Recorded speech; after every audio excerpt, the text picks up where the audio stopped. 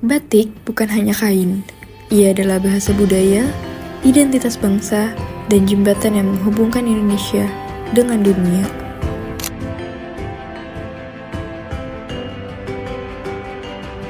Di era digital yang serba cepat, batik hadir bukan sekedar warisan, tetapi juga alat soft power, cara halus Indonesia memperkenalkan dirinya ke mata dunia. Sejak ditetapkan UNESCO sebagai warisan budaya tak benda pada 2009, batik menjadi simbol diplomasi yang unik. Lewat motif, filosofi, dan keindahannya, batik menghadirkan cerita Indonesia yang tak membutuhkan kata-kata. Setiap motif lahir dari kehidupan masyarakat. Ada yang terinspirasi dari alam, dari ritual, hingga dari kebiasaan sehari-hari. Museum Batik Indonesia menjadi ruang yang merangkum perjalanan panjang itu dan memperkenalkannya kepada generasi baru. Perjalanan batik tidak hanya terlihat dari keindahan motifnya, tetapi dari nilai dan cerita yang menyusunnya. Dari tangan para pembatik, dari filosofi setiap pola, hingga bagaimana batik akhirnya dikenal dan diperkenalkan ke dunia. Namun, bagaimana sebenarnya batik mampu berbicara di panggung internasional, dan bagaimana ia menjadi alat diplomasi publik Indonesia? Kalau untuk terkait dengan batik sendiri, kita bisa lihat di belakang kita, Mbak. Karena ada juga beberapa tokoh yang memang memperkenalkan batik di dunia internasional, salah satunya Bapak Soeharto. Nah, dalam forum pertemuan APEC tahun 1994, beliau memperkenalkan busana yang dipakai oleh kalangan delegasi dari beberapa negara yang ikut dalam kegiatan tersebut menggunakan kain batik. Nah, kain batik di sini unik karena memang kain batiknya dirancang oleh Bapak Iwan Tirta, desainer, dengan mengedepankan ciri khas dari masing-masing negara. Dari pertemuan-pertemuan internasional hingga pengakuan dunia, batik telah terbukti menjadi representasi budaya Indonesia. Penggunaannya dalam diplomasi bukan hanya simbolik, tetapi juga strategis. Namun, di tengah era global yang semakin digital, apakah batik masih memiliki kekuatan yang sama? Kalau misalkan berbicara terkait dengan era globalisasi, ya tentu saja semua orang inginnya sesuatu yang berbeda. Dan batik ini menjadi salah satu medium yang sangat baik memperkenalkan budaya Indonesia keluar. Nah, kita bicara tadi dari segi pengalaman sudah punya satu kata kunci, yaitu batik menurut negaranya masing-masing. Tapi bisa juga seperti Iwan Tirta menyampaikan terkait dengan bagaimana batik digunakan sebagai salah satu sarana untuk memperkenalkan budaya Indonesia. Itu menjadi salah satu yang efektif karena batik Indonesia sendiri makanya sudah diakui oleh UNESCO sebagai salah satu warisan budaya dunia tak benda pada tahun 2009. Efektivitas batik di dunia internasional menunjukkan bahwa kekuatan budaya tidak pernah benar-benar pudar. Tetapi lebih dari itu, apa yang membuat batik memiliki daya tarik istimewa? Apa yang menjadikannya lebih dari sekedar kain atau karya seni? Batik sendiri sebenarnya kan berasal dari kata amba dan bitik. Jadi bagaimana teknik untuk menghias kain menggunakan alat namanya canting dan juga lilin malam panas. Nah, dari tekniknya saja kita sudah mengetahui bahwa batik itu padat karya. Dalam artian, dalam proses pembuatan sebuah selembar kain batik, itu melibatkan banyak orang dalam proses pembuatan. Mulai dari mungkin dia ditanam untuk kainnya, bahan kainnya dari kapas, kemudian ditenun jadi benang, jadi kain, proses pencantingan, pewarnaan, hingga proses pewarnaan, dan akhirnya siap dipakai. Itu membuktikan bahwa batik ini menjadi salah satu istilahnya industri yang memang punya peranan penting dalam proses pembuatannya. Dan kalau kita boleh informasi kepada masyarakat, dengan kita membeli kain batik asli, kita sudah melestarikan budaya kita. Nah, itu yang menjadi salah satu hal yang sangat didukung oleh dunia. Bagaimana kita melestarikan budaya kita sendiri ke pengguna atau masyarakat luar negeri.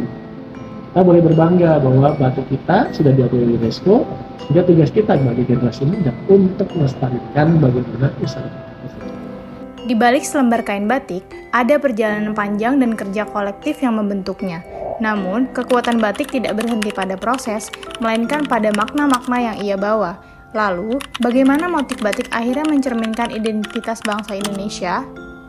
Terkait tadi sudah saya sampaikan bahwa batik sudah menjadi salah satu warisan budaya dunia tak benda ya. Nah, kemudian di motif-motif batik sendiri itu punya namanya filosofi di baliknya.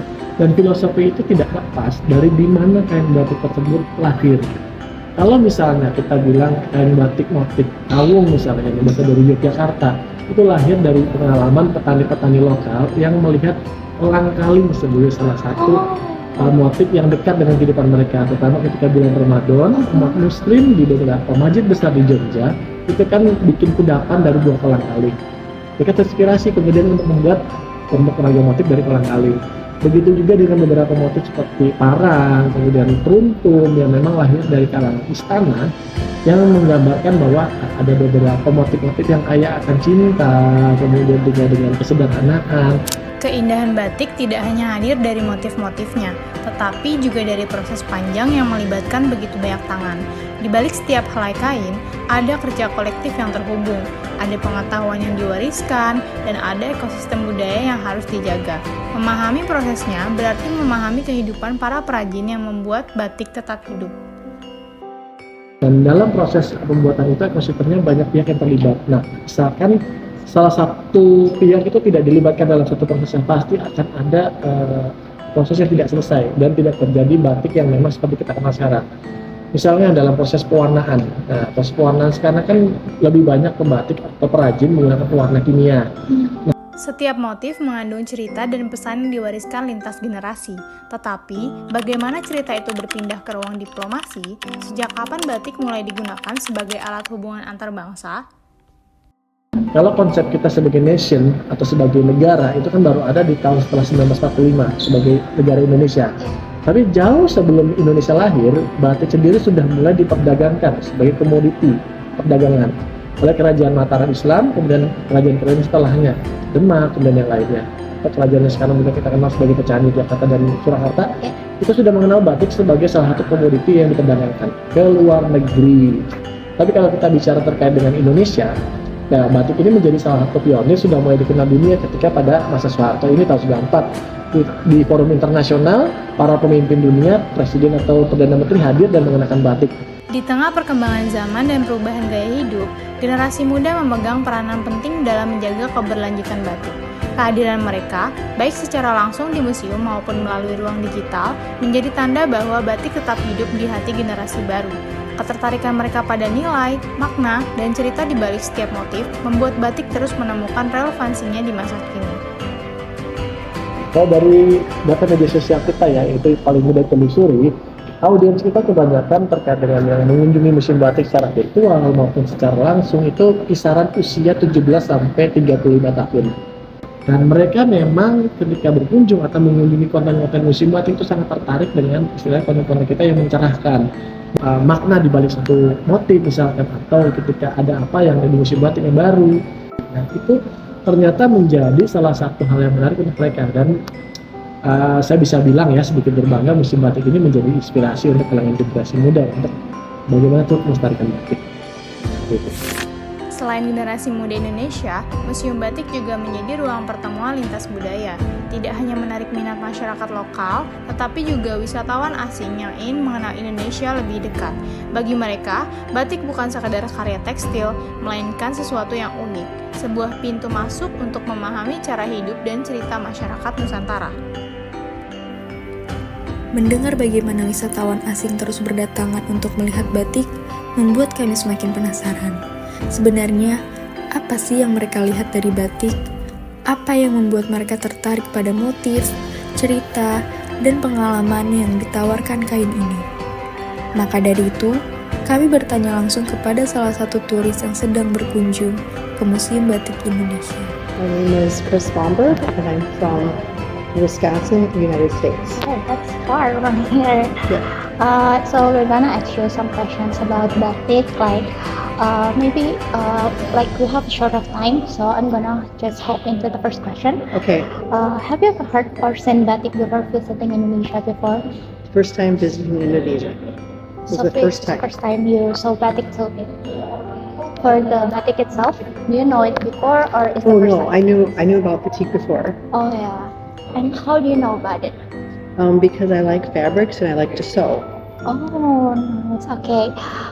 When you saw the collections inside, like the cultures and the heritage, what was your first thought about it? I thought they were so beautiful, and I enjoyed how it showed how some of the batiks are worn in ceremony, and then also how the batiks are made. Okay. And have you ever seen like young people, maybe in your way here before, young people of Indonesia wearing batik? This is my first day here, Or your first day so here? I don't know. So maybe you can look at my friends wearing batik right now. Yes. How do you think about their styles? Is it Yeah. And Celia, that's with us. She's wearing batik. So okay? If one day you saw batik maybe in your home country or another country that you're visiting, would it remind you of Indonesia, or what would come to your mind first and second? So I think of batik when I was coming to Indonesia. That's why I came here today, because I knew that it's something that is unique to Indonesia and something that is part of the culture.